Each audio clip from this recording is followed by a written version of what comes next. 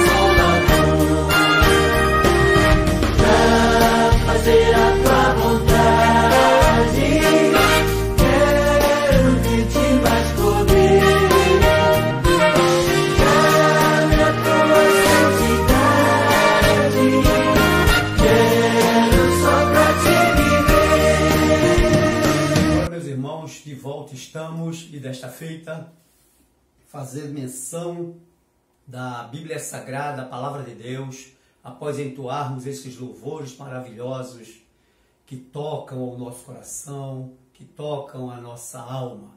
Livro do Apocalipse, no capítulo 20, versículos 11 até o versículo 15. Portanto, vamos ler estes versículos. Versículo 11 diz assim: E vi um grande trono branco, e o que estava sentado sobre ele, de cuja presença fugiu o céu e a terra, e não se achou lugar para ele, ou para eles. E vi os mortos, grandes e pequenos, que estavam diante do trono, e abriram-se os livros, e abriu-se outro livro, que é o da vida, e os mortos foram julgados pelas coisas que estavam escritas nos livros, segundo as suas obras. E deu o mar os mortos que nele havia, e a morte e o inferno deram os mortos que neles havia, e foram julgados cada um segundo as suas obras. E a morte e o inferno foram lançados no lago de fogo. Esta é a segunda morte. E aquele que não foi achado escrito no livro da vida foi lançado no lago de fogo. Inicialmente nós queremos tecer alguns comentários antecipados como introdução a esta nossa fase de estudo sobre as ressurreições, dizendo que o livro do Apocalipse, no capítulo 20, ele traz o início do milênio. Ele inicia o capítulo 20 com Satanás sendo amarrado e o Senhor Jesus vindo para reinar com os fiéis. Veja só, a Bíblia diz que nós, os fiéis, reinaremos com Cristo durante 1000 anos aqui na terra. É o que nós chamamos da dispensação do milênio, ou a dispensação milenial, quando Jesus estará governando o mundo, juntamente com os seus santos fiéis, a partir da sua vinda para estabelecer definitivamente o seu reino. Neste momento, a Bíblia diz que um anjo forte prende Satanás com cadeias e livra, portanto, o povo daquela grande tribulação que estava graçando sobre as nações, sobre os países. O primeiro versículo diz assim: E vi descer do céu um anjo que tinha a chave do abismo e uma grande cadeia na sua mão. Ele prendeu o dragão, a antiga serpente, que é o diabo e Satanás, e amarrou-o por 1000 anos, e lançou-o no abismo, e ali encerrou, e pôs selo sobre ele, para que mais não engane as nações, até que os 1000 anos se acabem, e depois importa que seja solto por um pouco de tempo. Então, meus irmãos, durante 1000 anos, nós entendemos que a terra gozará o privilégio de ter Jesus Cristo, o Senhor, como governador das nações, trazendo sobre as nações a verdadeira paz. O livro do profeta Isaías fala sobre aquele momento maravilhoso quando a terra estará sendo beneficiada pela presença maravilhosa do Messias. E aí no Antigo Testamento, Isaías se refere ao Messias e como sendo aquele esperado, o desejado das nações. Isso vai se dar no momento oportuno. Deus, conforme tenho falado, ele não tem pressa, mas a sua palavra cumprir-se-á literalmente como ela está escrita, porque assim ela foi escrita inspirada pelo Espírito Santo dos escritores bíblicos, através das profecias e das revelações. O capítulo 20, dando prosseguimento, após Satanás ser solto, como nós vimos, por um pequeno período de tempo, ele diz assim, vi tronos, e assentaram-se sobre eles aqueles a quem foi dado o poder de julgar. E vi as almas daqueles que foram degolados pelo testemunho de Jesus e pela palavra de Deus, e que não adoraram a besta, nem a sua imagem, e não receberam o sinal na testa, nem na mão, e viveram e reinaram com Cristo durante 1000 anos. Mas os outros mortos não reviveram, até que os mil anos se acabaram. Esta é a primeira ressurreição. Bem-aventurado e santo aquele que tem parte na primeira ressurreição. Sobre estes não tem poder a segunda morte, mas serão sacerdotes de Deus e de Cristo, e reinarão com ele 1000 anos.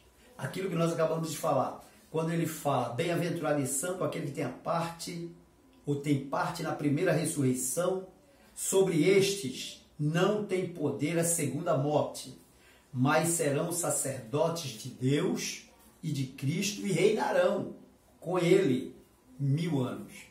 E acabando-se os 1000 anos, Satanás será solto da sua prisão e sairá a enganar as nações que estão sobre os 4 cantos da terra, Gog e Magog, cujo número é como a areia do mar, para as ajuntar em batalha. E subiram sobre a largura da terra, e cercaram o arraial dos santos e a cidade amada. Mas desceu fogo do céu e os devorou. E o diabo que os enganava foi lançado no lago de fogo e enxofre, onde está a besta e o falso profeta. E de dia e de noite serão atormentados para todo sempre. E aí ele continua a leitura, conforme nós já lemos. E nós queremos dizer para os irmãos que vamos falar das ressurreições baseados no texto bíblico. Quando nós falamos sobre ressurreição, nós estamos falando que a doutrina ou ensino sobre a ressurreição é uma verdade, é uma das bases do cristianismo. O cristianismo sem ressurreição é uma religião, mas o cristianismo com ressurreição é a vida de Deus em nós.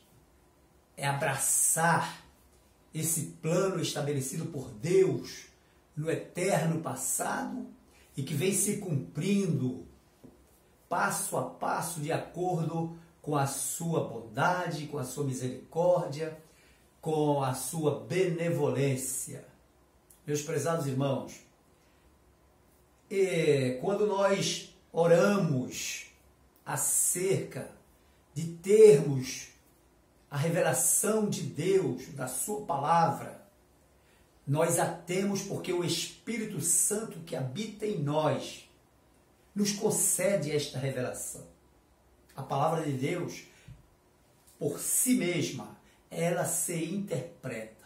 Já falei aqui em outra ocasião que dentro da hermenêutica sagrada, que é a disciplina ou a ciência que nos ensina a interpretar o texto bíblico, a regra áurea ou a regra de ouro desta disciplina chamada hermenêutica é: a Bíblia interpreta a própria Bíblia.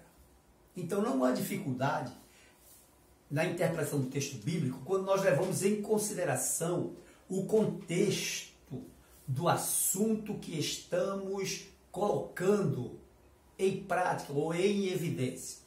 E nós estamos falando da ressurreição. Vamos observar que no Antigo Testamento, no Novo Testamento, existem momentos de ressurreições. Ressurreições físicas. Ressurreição de pessoas que tiveram de volta o seu espírito introduzidos nos seus corpos físicos e retornaram à vida. Como o caso do livro dos Reis, quando Eliseu, o profeta, faz viver, né, o filho daquela mulher, Elias também. No Novo Testamento nós temos Jesus causando perplexidade diante das pessoas quando operava esse sinal tão precioso, essa maravilha tão especial que é a da ressurreição. Como é o caso de Talita, né? Quando ele diz Talita, a ti te digo, levanta-te, menina. No caso de Lázaro, morto há mais de 4 dias, segundo a sua própria família, lhe disse, já cheira mal, mestre, já é de 4 dias. Mas Jesus disse, Lázaro, sai para fora. E Lázaro sai para fora. No seu corpo físico. E essas pessoas que foram ressuscitadas, elas foram entregues às suas famílias. Mas a ressurreição que nós vamos tratar aqui, não se trata dessas ressurreições. Muitas ressurreições se deram no mundo e se dão no mundo, irmãos. O Senhor Jesus, ele tem propiciado à sua igreja momentos de grande glorificação pela ressurreição de crentes que morrem. Eu sou testemunha disso. Mas essas ressurreições são ressurreições físicas. Mas a ressurreição, ou as ressurreições que nós estamos tratando aqui, com base no livro do Apocalipse, é a ressurreição espiritual. É aquela ressurreição que Deus vai propiciar a todos os homens, a toda a humanidade. A Bíblia nos diz que todos haveremos de comparecer perante o tribunal de Cristo para sermos julgados segundo as nossas obras. Então, aqueles que morreram, quer no passado remoto, quer no passado mais recente, aqueles que morrem hoje, eles serão ressuscitados para comparecerem perante o tribunal de Cristo. O apóstolo São Paulo, quando ele escreve sobre a ressurreição, no capítulo 15 da sua primeira carta aos Coríntios, e ele começa a mostrar a diferença da morte física para a morte espiritual, da ressurreição física para a ressurreição espiritual. Mas ele dá uma instrução vigorosa sobre a ressurreição espiritual. Essa segunda maneira de se ressuscitar. Então nós temos aí 3 tipos de ressurreições. Ressurreição física, que nós ouvimos falar sempre, inclusive no nosso tempo. A ressurreição espiritual dos crentes. A ressurreição espiritual dos crentes e a ressurreição espiritual dos ímpios, ou seja, dos não crentes. Com base bíblica, nós vamos começar a adentrar este assunto. Se não der tempo para nós definirmos todos os termos, nós deixaremos para uma outra ocasião. Mas vejam bem, ele fala aqui no versículo 51 do capítulo 15 da primeira carta aos Coríntios, dizendo: eis aqui vos digo um mistério, na verdade, nem todos dormiremos, mas todos seremos transformados. No momento, num abrir e fechar de olhos, ante a última trombeta, porque a trombeta soará e os mortos ressuscitarão incorruptíveis e nós seremos transformados. Porque convém que isto que é corruptível se revista da incorruptibilidade e que isto que é mortal se revista da imortalidade. E quando isto que é corruptível se revestir da incorruptibilidade e isto que é mortal se revestir da imortalidade, então cumprir-se-á a palavra que está escrita: tragada foi a morte na vitória. Onde está, ó morte, o teu aguilhão? Onde está, ó inferno, a tua vitória? Ora, o aguilhão da morte é o pecado, e a força do pecado é a lei. Mas graças a Deus que nos dá a vitória por nosso Senhor Jesus Cristo. Portanto, meus amados irmãos, sede firmes e constantes, sempre abundantes na obra do Senhor, sabendo que o vosso trabalho não é vão no Senhor.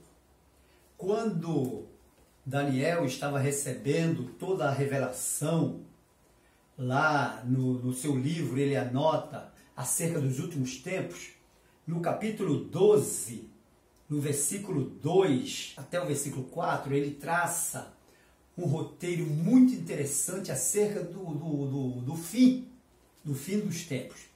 E ele diz, aqui no versículo 1, e naquele tempo se levantará Miguel, o grande príncipe, que se levanta pelos filhos do teu povo, e haverá um tempo de angústia, qual nunca houve, desde que houve nação até aquele tempo.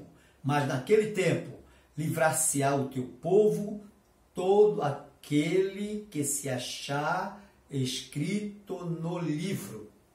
E muitos dos que dormem no pó da terra ressuscitarão, uns para a vida eterna e outros para vergonha e desprezo eterno.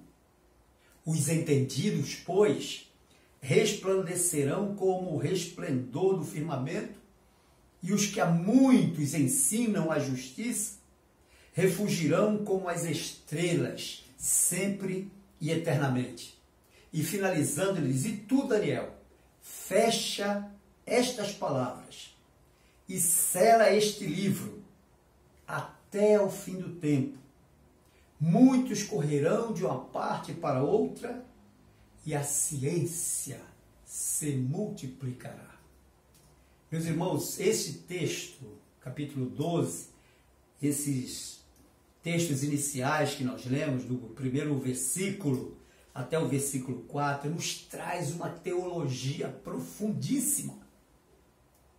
Profundíssima. Mas o que nós estamos aqui chamando a atenção, no versículo 2, que diz, e muitos dos que dormem no pó da terra ressuscitarão, uns para a vida eterna e outros para a vergonha e desprezo eterno. Paulo está falando exatamente dessa ressurreição, de que nós estamos ocupando ou nos ocupando durante esse período de reflexão aqui do nosso culto de doutrina. Ele fala sobre, no versículo 2 do capítulo 12, que muitos, por que ele fala muitos? Porque não são todos que estarão mortos. Nessa época aqui, muitos estarão vivos, mas muitos estarão mortos. Alguns vão ressuscitar para a vida eterna e outros ressuscitarão para o desprezo e vergonha eterna. Ele se refere a duas classes de pessoas. Vergonha eterna para aqueles que não tiveram o privilégio de aceitar a Jesus como Senhor e Salvador de suas vidas, porque não quiseram. E aqueles que vão ressuscitar para a vida eterna são aqueles que fazem parte desse glorioso povo de Deus chamado Igreja de Cristo, os fiéis. Estes estarão ressuscitando inicialmente.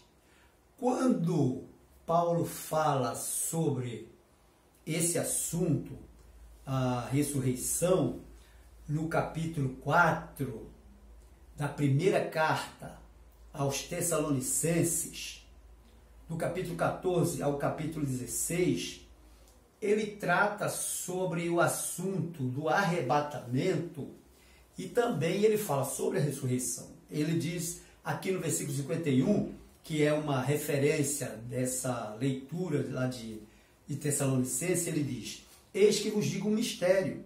Na verdade, nem todos dormiremos, mas todos seremos transformados. Quando a gente lê capítulo 14, versículo 16 ao versículo 16, ele diz assim: porque cremos que Jesus morreu e ressuscitou. Assim também, aos que em Jesus dormem, Deus os tornará a trazer com ele. Vejam que esse texto fecha direito com o Apocalipse capítulo 11, quando fala que ele descerá com os seus santos, com os fiéis. Então ele diz assim: porque se cremos que Jesus morreu e ressuscitou, assim também aos que em Jesus dormem, Deus os tornará a trazer com ele. Dizemos-vos, pois, isto pela palavra do Senhor, que nós, os que ficarmos vivos para a vinda do Senhor, não precederemos os que dormem. Porque o mesmo Senhor, versículo 16, descerá do céu com alarido e com voz de arcanjo e com a trombeta de Deus, e os que morreram em Cristo ressuscitarão primeiro. Versículo 17. Depois nós, os que ficarmos vivos, seremos arrebatados juntamente com eles nas nuvens, a encontrar o Senhor nos ares, e assim estaremos sempre com o Senhor. Vejam bem que ele é bem claro que quando ele diz que Deus tornará a trazer com ele aqueles que estão dormindo no pó da terra, que Daniel no capítulo 12, versículo 2 diz: uns para a vida eterna. E depois ele diz que nós não precederemos os que dormem, nós os que estivermos vivos durante o arrebatamento, na época do arrebatamento. Certamente esse arrebatamento poderá se dar hoje, poderá se dar amanhã, daqui a 1 ano, 2 anos, 10 anos, 5 anos, não sabemos o tempo. Graças a Deus que o tempo não foi permitido a nós sabermos.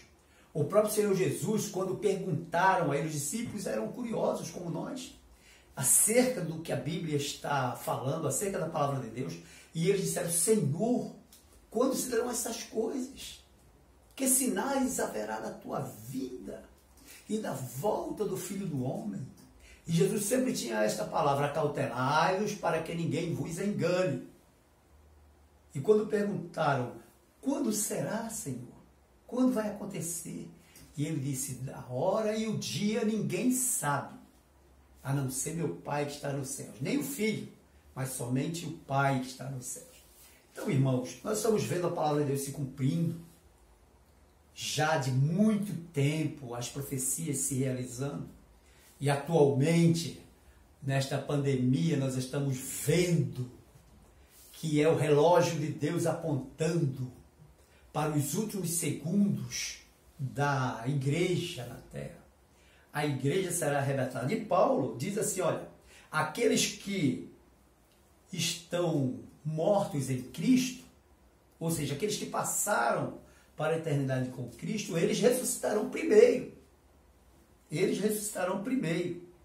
E nós, os que ficarmos vivos, seremos transformados para, junto com eles, irmos ao encontro do Senhor nos ares. Paulo fala isso.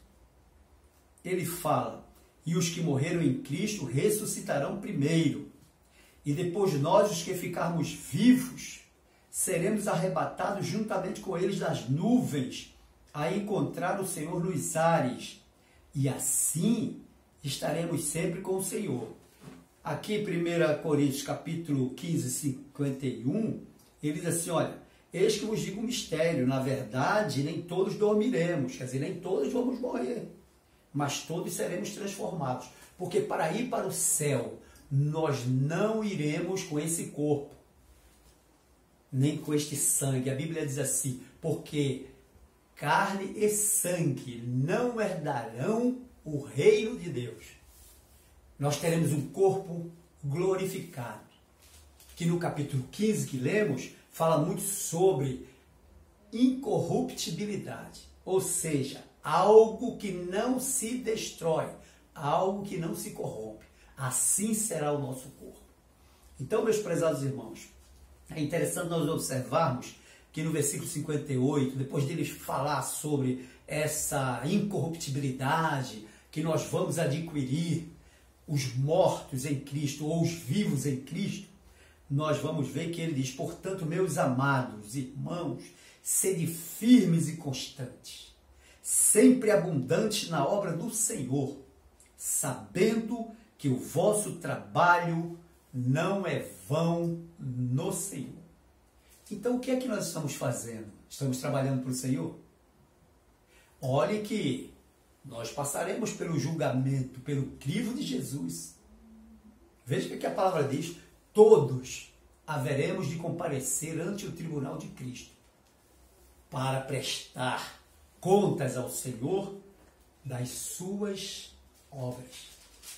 A salvação, ela independe disto, porque foi Cristo na cruz do Calvário que deu a sua vida. Ninguém tomou a vida de Cristo. Ninguém levou a Cristo obrigado ao patíbulo da cruz. Pelo contrário, ele se despojou, ele se apresentou, ele entregou a sua vida por amor para que nós fôssemos salvos.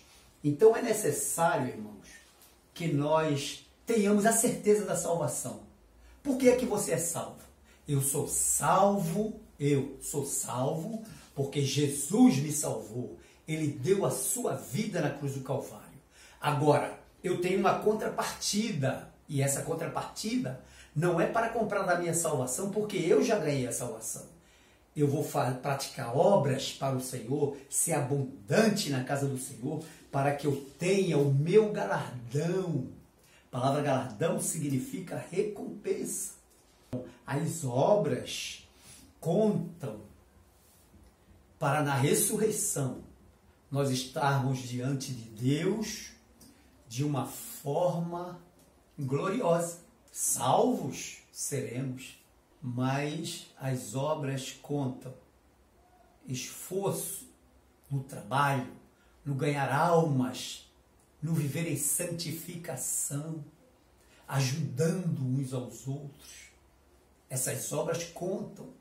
E em outra ocasião, nós vamos falar sobre as obras.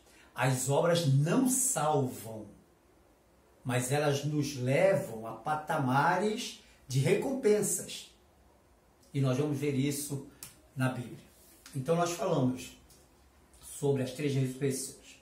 A primeira ressurreição física, muitas se deram no Antigo Testamento, muitas se deram no Novo Testamento, lá em Atos Apóstolos, Pedro ressuscitando em nome do Senhor Jesus a Tabita, Dorcas. Nós vamos ver no nosso tempo, na nossa época, muitas pessoas, eu conheço testemunho de pessoas que foram ressuscitadas quando os médicos já haviam decretado falência múltipla dos órgãos. Falência múltipla dos órgãos é morte clínica, é morte natural. E pessoas que foram ressuscitadas estão entre nós. Ressurreição física. As pessoas ressuscitaram e voltaram para os seus corpos. Não misture essa doutrina da ressurreição, que é a base do cristianismo, com a doutrina diabólica da reencarnação, que é uma doutrina espírita. Ela não tem amparo bíblico. Não existe reencarnação. Ressurreição, sim. Jesus não reencarnou, ele ressuscitou. Lázaro não reencarnou, Lázaro ressuscitou. Tabita não reencarnou, ela ressuscitou. Talita não reencarnou, ela ressuscitou. Então vejamos quantos exemplos. Agora, aqueles que morreram em Cristo, eles estão guardados. E nós vamos depois tecer comentários sobre esses locais. Quando a Bíblia fala de inferno, de Hades, de Sheol, ou Seol, de paraíso, de terceiro céu. Todos esses assuntos nós vamos dar continuação a eles, falando sobre isso em outros cultos de doutrina. Muito bem, irmãos. Então nós já sabemos que Tessalonicenses, ele nos remete, né, a esse momento de arrebatamento. Jesus vem arrebatar sua igreja. Os mortos ressuscitam, nós seremos transformados, segundo o capítulo 15, versículo 51, 51, seremos transformados, nos juntamos já num corpo incorruptível, que não se danifica mais, porque é um novo corpo, e vamos ao encontro do Senhor nos ares. Essa vinda de Cristo que tanto nós propagamos é o arrebatamento da igreja, é Ele atrair a igreja para nós nos encontrarmos com Ele na glória. A vinda de Cristo, já temos falado, que alguns teólogos, alguns professores da escatologia falam também sobre dois momentos da vida de Jesus. A primeira é o arrebatamento, a segunda ele vem com os santos, com os seus fiéis para reinar na terra. Apocalipse fala a cidade santa. A cidade santa que ele fala é Jerusalém.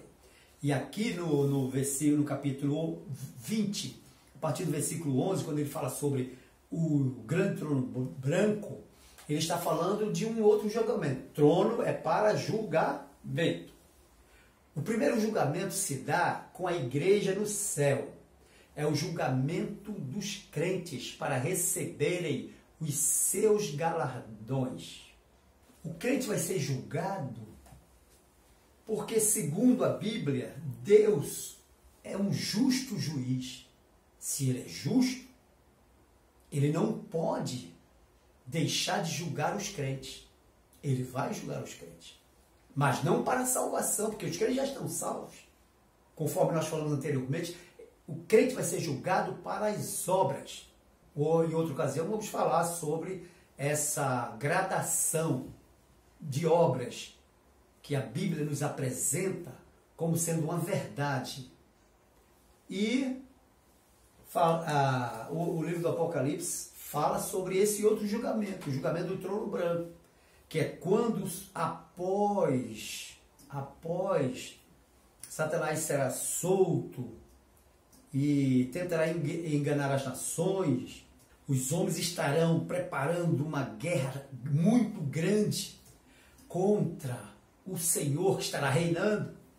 Esta guerra, mais tarde, nós vamos falar sobre ela, que é chamada de Armagedon. Armagedon. E aí que nós já mencionamos até quando falamos sobre a grande tribulação, mas agora nós vamos especificamente falar. Armagedon será uma guerra muito grande quando o Senhor receberá todas as nações da terra que serão arregimentadas para lutarem contra ele. E a Bíblia nos diz que os exércitos cobrirão a largura da terra e cercarão o arraial dos santos e a cidade amada. O arraial dos santos, onde os santos estiverem vivendo com Cristo, que será certamente sobre Jerusalém, e a cidade amada, que é Jerusalém, a cidade do grande rei. E o texto nos diz: e subiram sobre a largura da terra, quer dizer, milhões e milhões de soldados, com os seus aparatos bélicos, seus mísseis, seus teleguiados, seus canhões, seus drones, seus foguetes, e cercarão o arraial dos santos e a cidade amada. Mas a Bíblia nos diz aqui também, no complemento, mas desceu fogo do céu e os devorou. Acabou. Não tem mais poder bélico nenhum que possa assustar mais a humanidade. E aqui nos diz que, diante desse trono branco, João viu os mortos, grandes e pequenos. Esses grandes e pequenos significa os famosos, os ricos, os grandes homens da humanidade, e os pequenos, aqueles humildes, aqueles que não tiveram nada, aqueles pobres. E eles estavam em pé de igualdade diante do trono, e os livros foram abertos. Que livros são esses, irmãos? Mais tarde, em outra ocasião, nós vamos falar sobre os livros que a escatologia nos apresenta. E entre esses livros, ele viu um outro livro sendo aberto, que é o livro da vida. Esse livro da vida é onde estão registrados todos os mortos que morreram em Cristo Jesus, aqueles a quem foi garantida a vida eterna, aqueles aos quais foram dados o poder de serem feitos filhos de Deus, como diz lá em João no capítulo 1, né? Mas a todos quantos creram, foi-lhes dado o poder de serem feitos filhos de Deus, a saber, aqueles que creram no seu nome. E aí ele diz assim: todos os grandes e pequenos abriram-se o livro, e abriu-se o outro livro, que é o da vida. E os mortos foram julgados pelas coisas que estavam escritas nos livros, segundo as suas obras. Dentro daqueles livros, o que é que estava escrito acerca de determinada pessoa? Quais são as suas obras que estão escritas neste livro? E nesse, e nos outros livros. Mas o livro da vida, aqueles que não estão escritos nos livros da vida, não terão direito a escape, mesmo que tenham produzido boas obras. E finalmente ele diz: e deu o mar os mortos que nele havia, e a morte e o inferno deram os mortos que neles havia, e foram julgados cada um segundo as suas obras. E a morte e o inferno foram lançados no lago de fogo, que é a segunda morte. A primeira morte é a morte física. Muitos passarão por ela. A segunda morte é a morte espiritual. Somente os que aceitarem Jesus como Senhor e Salvador serão livres da segunda morte, porque é a morte eterna. Na próxima sexta-feira, nós estaremos dando prosseguimento e falando sobre os livros e as obras, incluindo aí algumas passagens sobre ressurreições que ficaram para trás. Que Deus abençoe, aplique a sua palavra em nosso coração. E você que é crente em Cristo Jesus, que está parado, sem fazer nada, ouça o conselho de Paulo lá no capítulo 15, que diz: portanto, irmãos, sede firmes e constantes, sempre abundante na obra do Senhor, porque o vosso trabalho tem uma recompensa, porque o vosso trabalho não é vão no Senhor. E a você que ainda não aceitou a Jesus Cristo como Senhor e Salvador, se você quiser ter direito de participar na primeira ressurreição, que é a ressurreição dos salvos, levante a sua mão, abra o seu coração e aceite ao Senhor Jesus como Senhor e Salvador de suas vidas. Que Deus abençoe os nossos corações. Amém.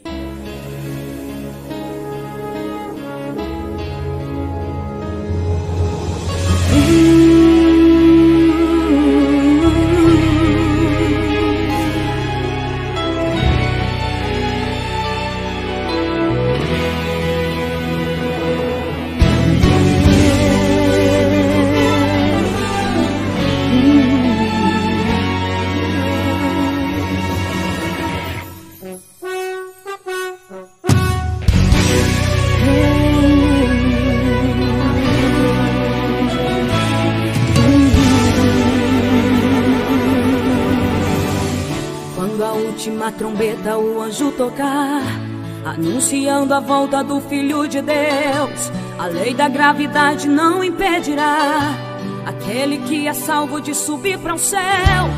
Em algum lugar nas asas do universo nos encontraremos em corpo de glória. Em uma só voz a igreja dirá: tragada foi a morte pela vitória. E a igreja bradará bem alto: onde está a morte, a tua vitória? Onde está inferno, teu agrilhão? Enquanto a igreja lá no céu recebe o galardão, a terra vai entrar na fase da tribulação. As reações em cadeia geram uma teia, transformando em presa a população. O magma da terra superaquecido cria terremotos e acende os vulcões. As placas tectônicas se movimentam, causando maremotos e destruições. As bombas nucleares feitas de plutônio irão destruir a camada de ozônio, expondo este planeta aos raios do sol. Vulnerável quanto um peixe no anzol, a terra que hoje canta vai estar mais triste, vai gemer e chorar. No Apocalipse, no Apocalipse, quem está na terra vai entrar em guerra pela própria vida. No Apocalipse, a terra treme, este mundo geme com a ferida que a igreja causou ao deixar a humanidade subdividida, filho para um lado e a mãe para o outro, sem direito ao adeus na hora da partida. No Apocalipse, a dor vai ser grande, a lua cor de sangue revela a tristeza, e o sol com certeza não irá brilhar, porque mais forte que o sol brilhava a igreja, e Jesus levou no arrebatamento. Agora em descontrole chora a natureza, sem o chão da terra, sem a luz do mundo, e a humanidade toda estará em defesa. Mas no Apocalipse a igreja estará no céu, porque Deus não deixa perecer aquele que é fiel. Mas no Apocalipse a igreja estará no céu, porque Deus não deixa perecer aquele que é fiel.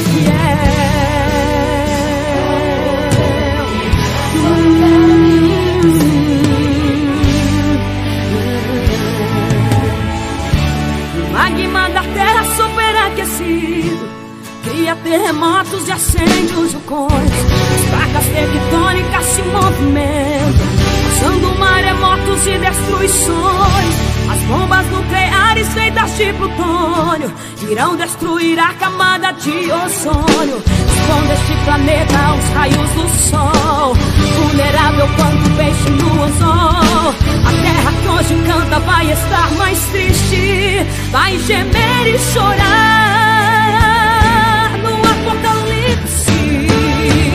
No Apocalipse, quem está na terra vai entrar em guerra pela própria vida. No Apocalipse a terra treme, e esse mundo geme com a ferida que a igreja causou ao deixar a humanidade subdividida, filho para um lado e a mãe para o outro, sem direito ao adeus na hora da partida. No Apocalipse a dor vai ser grande, a lua cor de sangue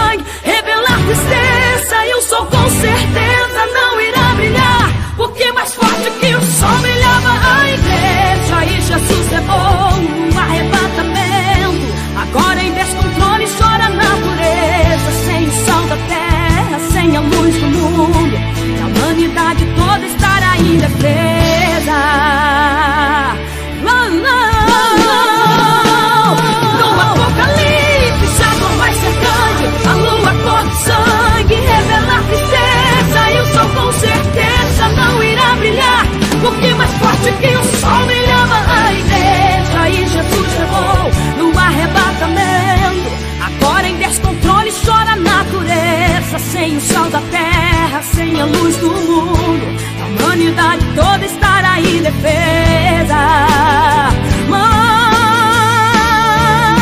no Apocalipse a igreja estará no céu, porque Deus não deixa perecer aquele que é fiel. Mas no Apocalipse a igreja estará no céu, porque Deus não deixa perecer aquele que é fiel. Porque Deus não deixa perecer aquele que é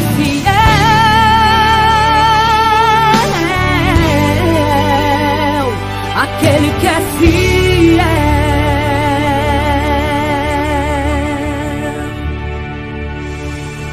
Senhor nosso Deus, te louvamos, te agradecemos pela tua palavra revelada, Senhor, através destas epístolas e do livro do Apocalipse, dos livros bíblicos, a quem, Senhor, nos propiciastes para termos conhecimentos da tua pessoa, do teu plano redentor e de tudo aquilo de bom que tu tens preparado para os fiéis.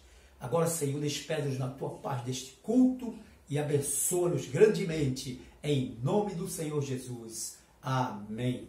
Que o amor de Deus, a graça do nosso Senhor Jesus Cristo e a comunhão do Espírito Santo seja com todos nós e todos possamos dizer amém. Amém. Amém. Amém.